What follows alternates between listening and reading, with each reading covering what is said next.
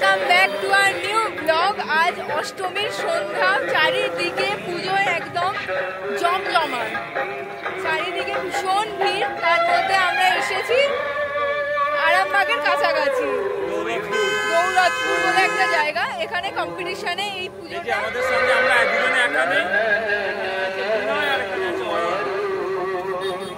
অন্ধকার। চলো তোমাদেরকে পুজোটা দেখাই। এখানে খুব বিখ্যাত পুজো এটা।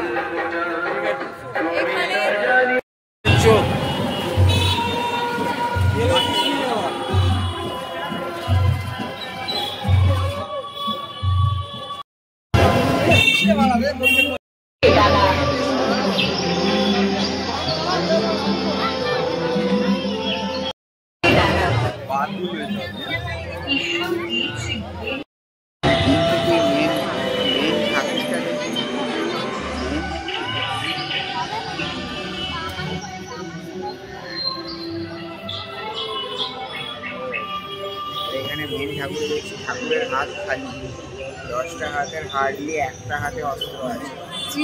মহিষাসুরের হাতে আছে প্রচুর অস্ত্র। পুজো দেখা আমাদের কমপ্লিট। এরপর আমি জানি না এদের কি প্ল্যান আছে। সবে মাত্র আমরা একটা পুজো দেখেছি, এখন বাজে 10টা 15। আর এখানটা খুব ভিড় হয় নর্মালি, আজ বেশ ফাঁকা ফাঁকাই আমরা দেখে নিয়েছি, কোনো অসুবিধা হয়নি। যাকে এবার গাড়িতে উঠি, গাড়িটা বেশ খানিকটা দূরে পার্ক করা আছে, দেখি আর কোথায় যাই। আরামবাগের কয়েকটা ভালো ভালো ঠাকুর হয়, হয়তো সেই জায়গার কয়েকটা আমরা দেখবো, আর কিছু একটু খেয়ে দিয়ে বাড়ি যাব। এখন আছি বাসদেবপুর, আরামবাগের আগের একটা মোড়, সেখানে একটা পুজো হচ্ছে, বাসদেবপুর মোড়ের পুজো। সেটা তোমাদের একবার দেখিয়ে দিই। একদম সামনেই আমি আছি, প্যান্ডেল দেখতেই পাচ্ছ। চলো একটু ব্যাক ক্যামেরা করে তোমাদেরকে দেখিয়ে দিই কেমন লাগছে প্যান্ডেলটা। দূর থেকে যাচ্ছিলাম যখন, রাস্তা দিয়ে খুব ভালো লাগছিল দেখতে। এখন একবার দেখিয়ে দিই যে কেমন লাগছে।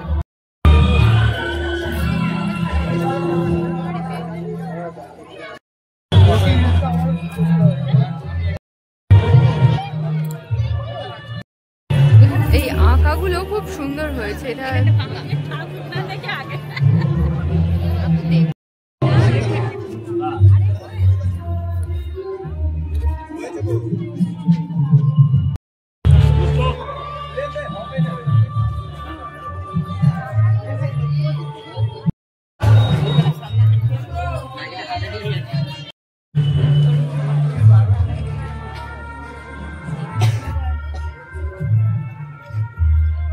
আরামবাগ থেকে আমরা ঠাকুর দেখে ফিরে গেছি। আছি এখন সোদপুরের কাছাকাছি একটা রেস্টুরেন্টে। খুব খিদে পেয়েছিল, বিনয় তো বলে মুড়ি হলেও খেয়ে নেবো, এত খিদে পেয়েছে। কিন্তু আমরা এখন ফাইনালি একটা রেস্টুরেন্ট পেয়েছি। তো সেই রেস্টুরেন্টে মানে যেটা ওয়েটিং নেই, এখন তো সব জায়গায় এত ভিড়। তো এখানে মোটামুটি একটা সিট অ্যারেঞ্জমেন্ট হয়েছে কোনো রকমের।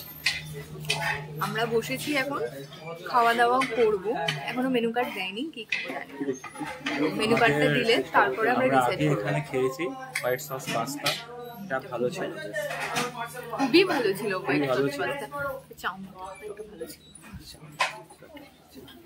চিলি চিকেন ভালো ছিল, কিন্তু চাউমিনটা খুব একটা ভালো ছিল।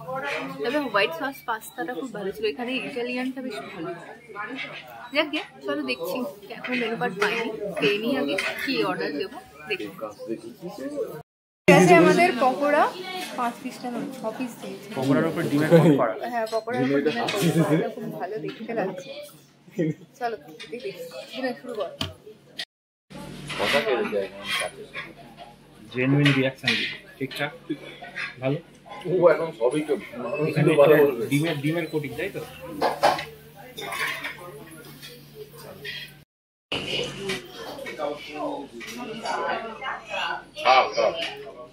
নেক্সট খাবার এসে গেছে আমাদের, ফ্রাইড রাইস আর চিকেন কষা। এবার জানি না, টেস্ট করে দেখছি কেমন হয়েছে ফ্রাইড রাইস আর চিকেন কষা। এখানে আমরা কোনোদিন ফ্রাইড রাইস বা চিকেন কষা খাইনি, তো চলো দেখি খেয়ে কেমন লাগছে খেতে, তারপর বলছি। কেমন রে? ভালো, খাবার দাবার খুব ভালো। আমাদের এখানে রাইসটাতে ঘিয়ের গন্ধ পাচ্ছি, চিকেনটা অনেক সফট জুসি এবং গ্রেভিটাও খুব ভালো, বেশ ভালো খাওয়া দাওয়া।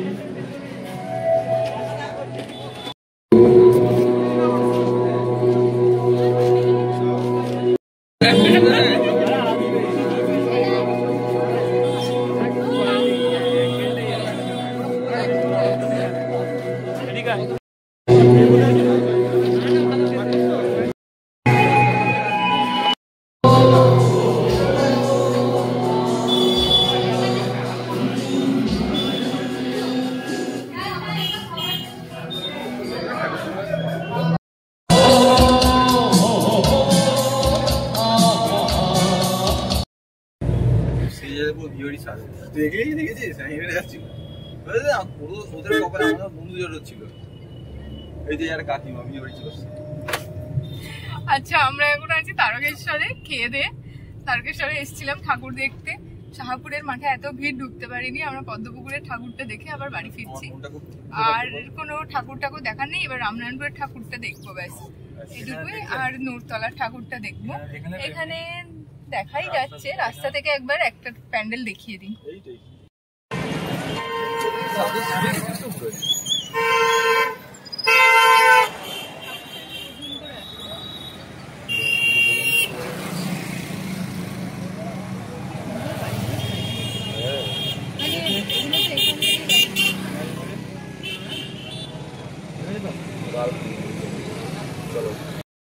এই রোডের চারপাশের বাড়িগুলো, মানে দুপাশের বাড়িগুলো সুন্দর করে লাইট দিয়ে সাজিয়েছে এই প্যান্ডেলটা থেকে।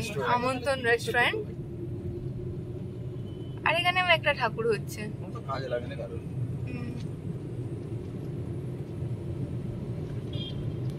রামনারায়ণপুরের প্যান্ডেলে।